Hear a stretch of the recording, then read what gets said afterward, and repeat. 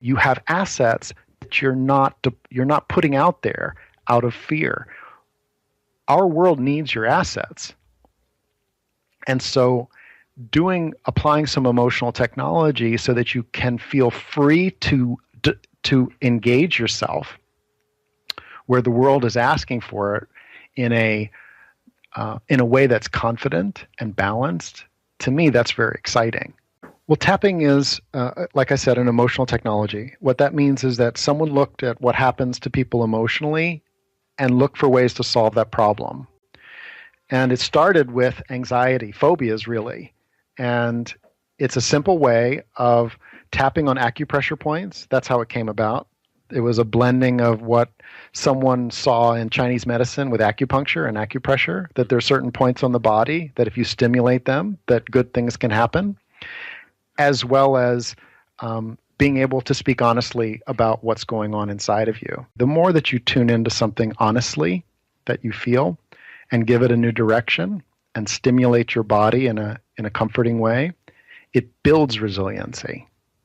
That's why many people that have gone through this type of process actually become much more confident than your average person, because they've built up something, not through willpower, which tends to go away.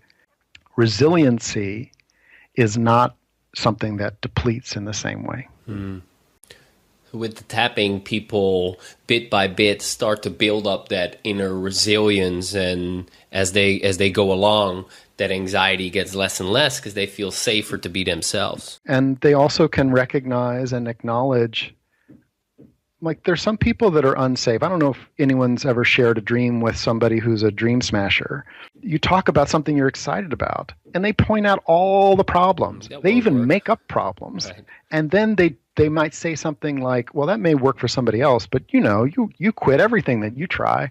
You never follow through. Boom, trauma, and it's gone away. Willpower would say, I need to tell my friend about this. I'm going to do it. I know that it'll hurt, but I'll do it anyway.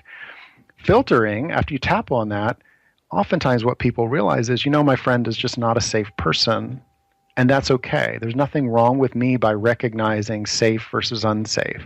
A car without brakes, not so safe. I don't care how good a driver you are. And some people are like a car without brakes. I like safe people. I don't need them to be totally safe, neutral, neutered.